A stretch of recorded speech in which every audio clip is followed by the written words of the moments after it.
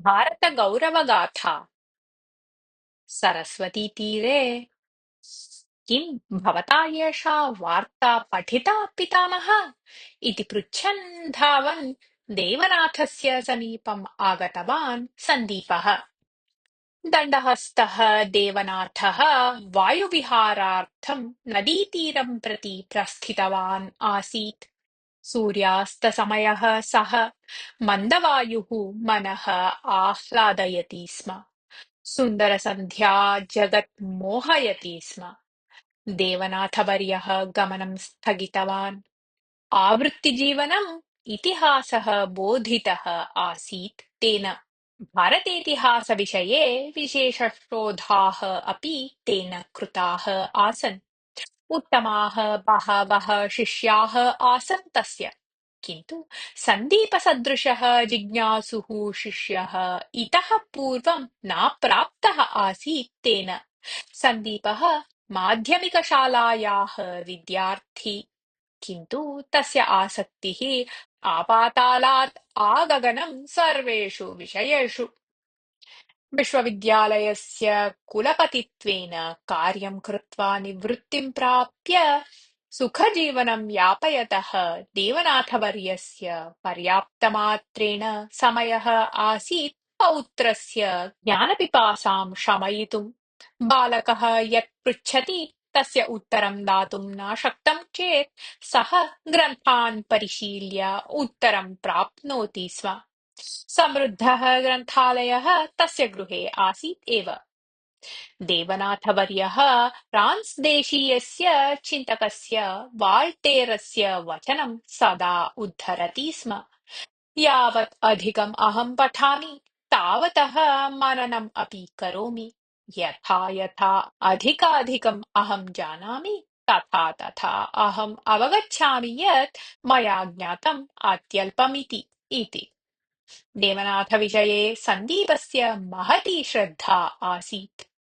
पितामहसम्बन्धी वात्सल्यं तु तस्मिन् आसीत् एव। सन्दीपस्य अतिज्येष्ठः सुहृद्, मार्गदर्शकः, चिन्तनप्रवर्तकः च आसीत् देवनाथवर्यः। वत्स, मदर्थं का आश्चर्यकरी वार्ता आनीता अस्ति भवता? देवनाथवर्यः वात्सल्येन अपृच्छत्। तात, अस्माकं प्राचीनसाहित्ये पवित्रायाः सरस्वतीनद्याः वर्णनं दृश्यते। किन्तु सा नदी तु न दृश्यते देशे कुत्रापि। कदाचित् कश्चन प्रसिद्धवक्ता उक्तवान् आसीत् यत् सा नदी भारते कुत्रापि न आसीत् एव इति। किन्तु एतस्यां पत्रिकायां प्रकाशिता वार्ता वदति यत् लेण्ड्स्टेट् नामकेन उपग्रहेण सरस्वतीनद्याः पात्रस्य मार्गस्य चित्राणि स्वीकृतानि इति। हिमालयात् उद्भूतायाः तस्याः वैशाल्यं 14 किलोमीटर् विस्तृतम् आसीत् इति ज्ञायते। सत्यम् एव एतत् वत्स। केभ्यश्चित् वर्षेभ्यः पूर्वं पुरातत्त्ववैज्ञानिकः पाल् हेनरी फ्रेङ्क्फर्ट् नामकः सरस्वत्याः विषये पूर्णशोधनं कृतवान् आसीत्। एषा नदी 4,000-अधिकवर्षेभ्यः पूर्वम् एव दीर्घायाः अनावृष्टेः कारणतः शुष्कतां गता इति सः अभिप्रैति। दृष्टद्वत्याः अपि एषा एव दशा जाता इति श्रूयते। एवं स्थिते अपि केचन तस्याः अस्तित्वम् एव निराकुर्वन्ति यत् तत्तु महते आश्चर्याय एव खलु। आश्चर्यं किमत्र? भारतीयस्य इतिहासस्य बहूनाम् अंशानां विषये वयम् अज्ञानिनः। शतशः वर्षाणि अस्माभिः दास्यजीवनं कृतम्। शोध अनुसन्धानादिक्षेत्रेषु अस्माभिः परिश्रमः न कृतः। किन्तु पाश्चात्याः अध्ययनशीलाः एतत् क्षेत्रे बहुकार्याणि कृतवन्तः। ते अमूल्यान् ताडग्रन्थान् अन्विष्य ग्रन्थान् प्रकाशितवन्तः। तत्काले तैः अनुचितम् अपि किञ्चित् कृतम्। तैः मिथ्यासिद्धान्ताः अपि केचन प्रतिपादिताः। ते उक्तवन्तः यत् आर्याः भारतम् आक्रम्य मूलनिवासिभिः द्राविडैः सह युद्धं कृतवन्तः इति। अस्मद्देशीयाः इतिहासकाराः अध्यापकाः च सत्यासत्यताम् अपरिशील्य एतं सिद्धान्तम् अङ्गीकृतवन्तः। इतिहासपुस्तकानि एतम् एव सिद्धान्तम् अबोधयन्, किन्तु अद्य विद्वांसः अवगतवन्तः सन्ति यत् एतस्य वादस्य समर्थकं प्रमाणं किमपि सर्वथा नास्ति इति। किन्तु एतावता भारते महती हानिः जाता आसीत् एव। आर्य-द्राविड-भेदः अत्र उत्पन्नः देवनाथवर्यः विवृतवान्। यदा नदी शुष्का जाता तदा तस्याः तीरे वसतां का गतिः जाता? कुतूहलेन पृष्टवान् सन्दीपः। एतावता तौ नदीतीरं प्राप्तवन्तौ आस्ताम्। देवनाथवर्यः उत्साहेन उक्तवान्, तैः कष्टं प्राप्तं, किन्तु एतत् कष्टम् अकस्मात् आपतितं तु न। ते नूतनवसतिम् अन्विष्यन्तः इतस्ततः गतवन्तः। विशाले देशे तदा स्थानाभावः तु न आसीत्, किन्तु सरस्वतीनदीतीरे या संस्कृतिः विकसिता, यत् साहित्यं रचितं तत्तु अपूर्वम्। ततः अस्माकं देशः गौरवास्पदं जातः।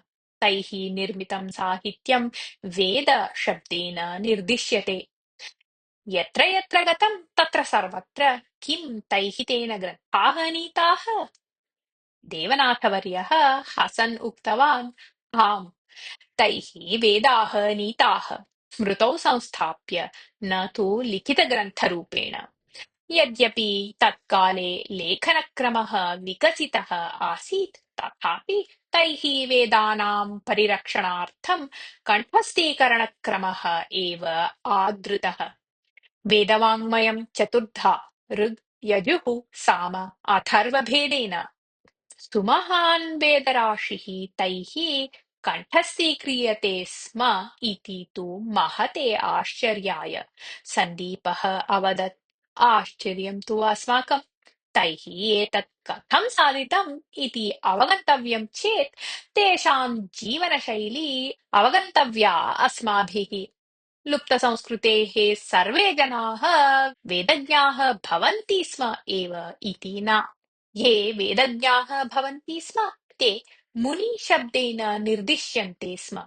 ते समाजशिक्षकाः आसन्। अपूर्वां चित्तैकाग्रतां धारणाशक्तिं च सम्पादितवन्तः आसन् ते। उदात्तादिस्वरयुक्तेन वेदाः उच्चार्यन्ते स्म तैः। वेदरक्षणार्थं ते पद धन जटादीन् पाठक्रमान् आश्रयन्ति स्म। अतः वेदस्य शुद्धता तैः परिरक्षिता। एतावान् क्लेशः तैः किमर्थम् ऊह्यते स्म तात? सहजः अस्ति भवतः अयं प्रश्नः।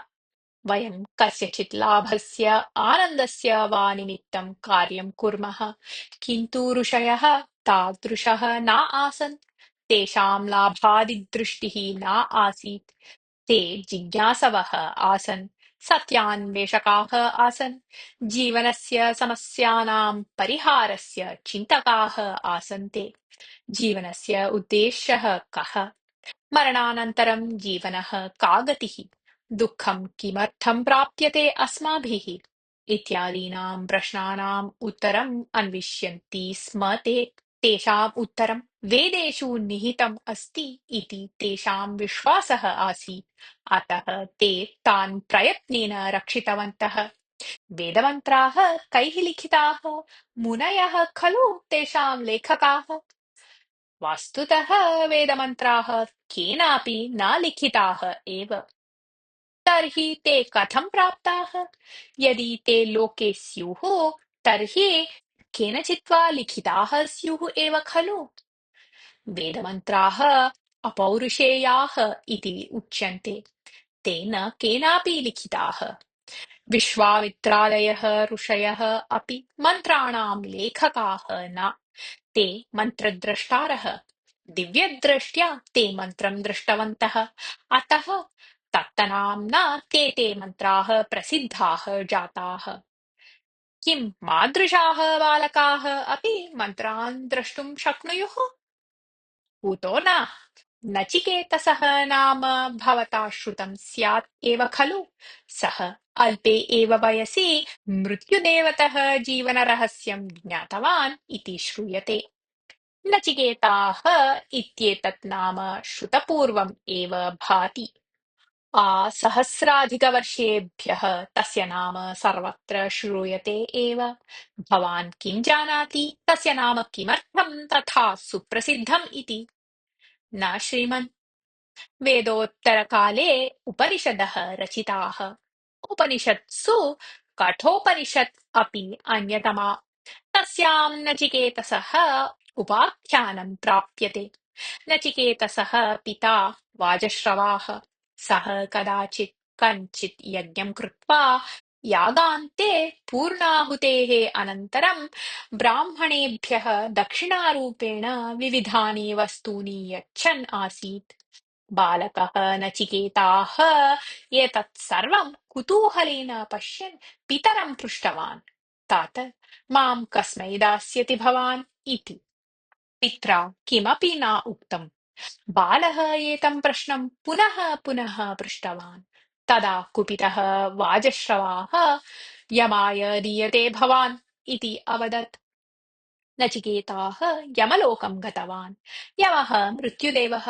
तथापि नचिकेताः नाभीताः। यमः स्वभवने न आसीत्। नचिकेताः 3 दिनानि निद्राहारादिकं विना यमस्य प्रतीक्षां कृतवान्।